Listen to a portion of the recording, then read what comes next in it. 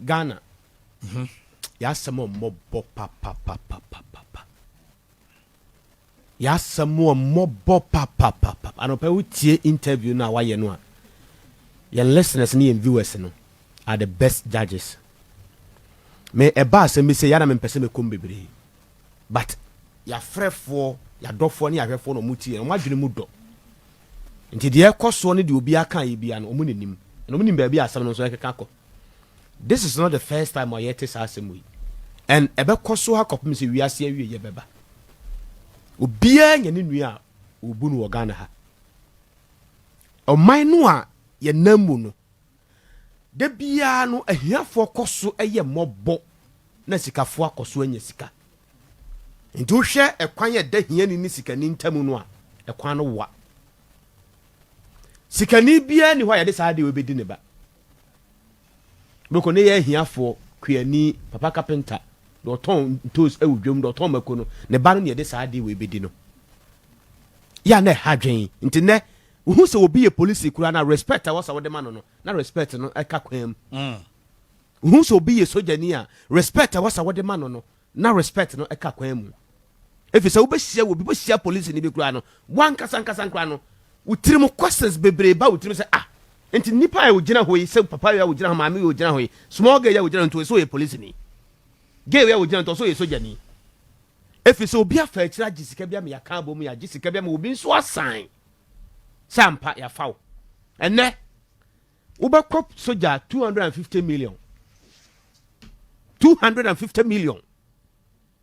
no fast with my sister with Dimachi the bad boy we SS last year 250 million no say ya family na fa akra no soja otua so benya otua ne ne ye be fa ne ne ye tua ne ne on be fa ne ne 250 million pese onya local government o ko fire service ne buonko o pe soja ne buonko o pe police ne buonko o pe immigration ne buonko adai enti service obi ko wo wie na o ko fa kire yare a wo ye ne ye ana wanwo ne ye sakra na wie aban no aboka se enkoda ne nko school na akra na wie school na wa pass no na aban ne botae ne se enkoda ne benya adwuma aye enti akra ne so ade hunu se bia mpese me ye ebia police soja na se ni na afei na wo ko tua 250 million we kra fi kra no kra no wie a o besa atum se anti dia be ne se wo be ko school apeska gu akire na sika no mi obi anka me ko bobo se pa na wuntemi se dia be ba ne se obe be wie nursing ana teacher training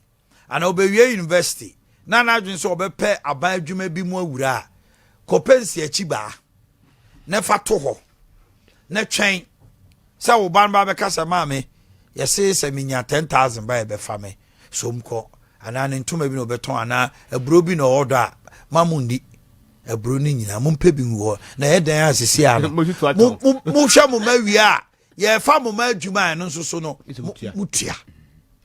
And you see, it is gradually becoming a status quo. Yeah. It is becoming something that Ghanaians now are gradually accepting. A dangerous, corrupt norm.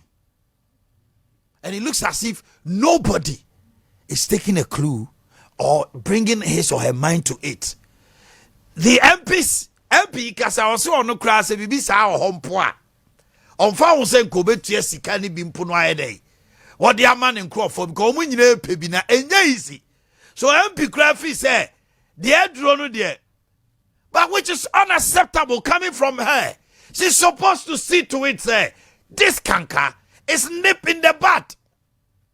O say na me kai na nsi na me kai say we interview we na me kai say your viewers and listeners they are the best judges and we make comment wo ho but the call no ade ba kwa me pay ya frɛ fo na tie fo na asem ne sɛ o madwene mu dɔ nti interview ni asem bia be ka ne fi ha bia no omunim the end product no omunim ti me make comment on that but ya nti ne maame bi be hwɛ ne ba ma na wie nursing training gise otua sika ansa ne ya post no gise otua sika ansa ne ya post no akwa na wie school ni nyina no wo pa adwuma no gise wo sa tua ansa ne ya post no nti enkosi da ben ena na bi ne agya bi de akoda bi ba asase so wo so be enjoy the fruit of their labor e your questions a obusa obi antumi nyi wa no wo ba ministry bi no na krata na ye de ma wo no forms na ye de ma wo no pani pa bi signature ena hyase and so what friend no obe deny from all angles so we nim ho hwe etimi kɔ say MPB driver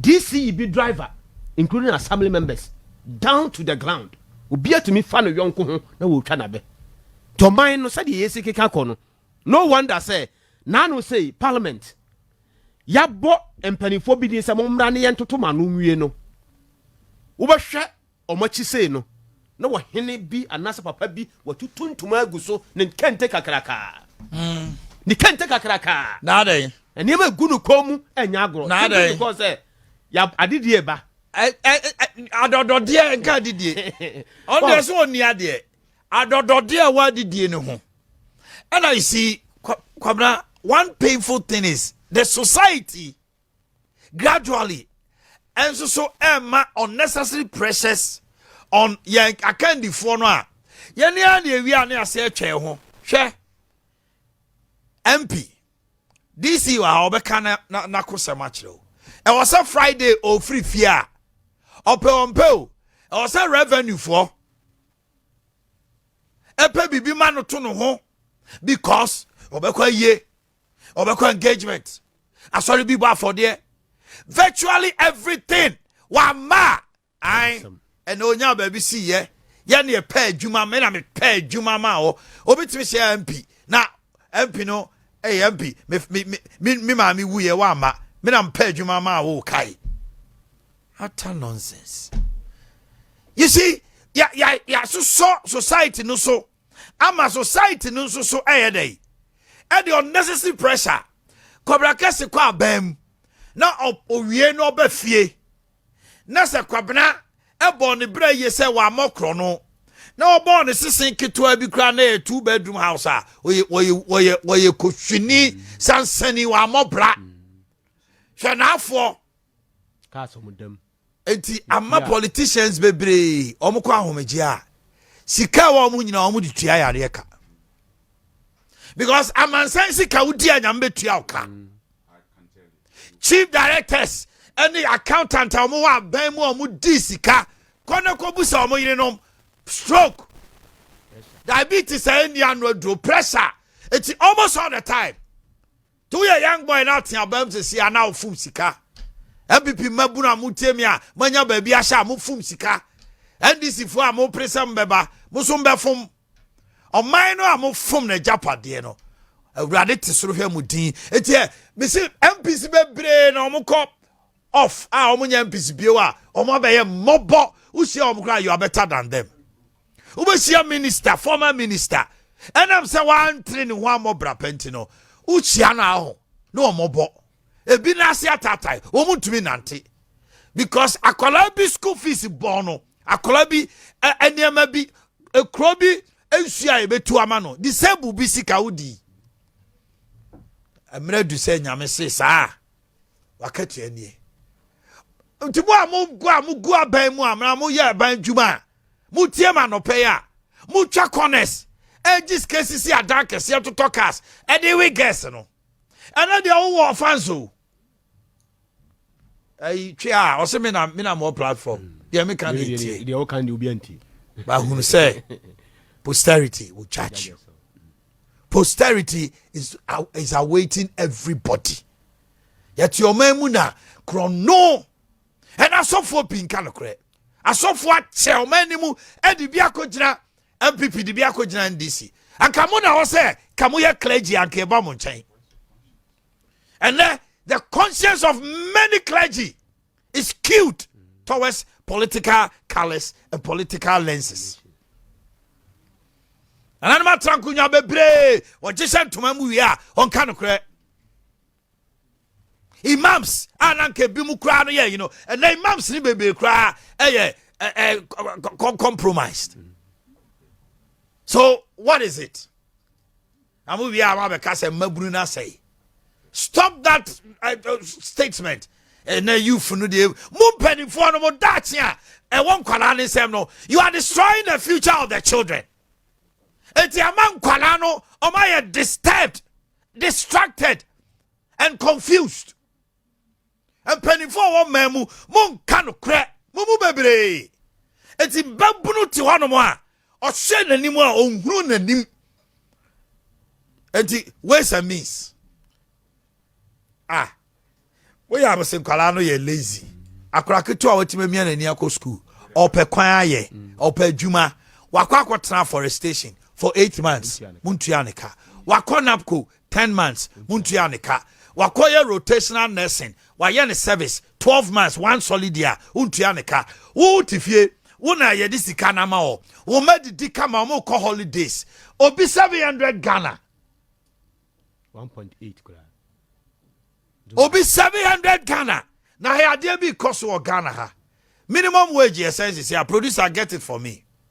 Why should Zoom Lion be paying way below minimum wage in Ghana? 1.8 me ba o me say and minimum wage in Ghana e what Ghana you say producer get it for me please because me must have say abina shall say under this cap and just have a minimum wage here. Honorable help me. Shena one tia Ghana nibia ka below sa one minimum wage you say I am a kwama a company in Ghana to me tia workers ka I would change 200 Ghana cedis. Na ye 13 say 14.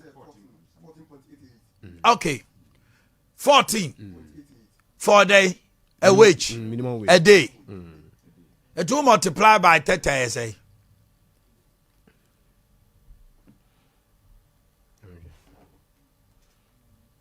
Or multiply by 30 I say.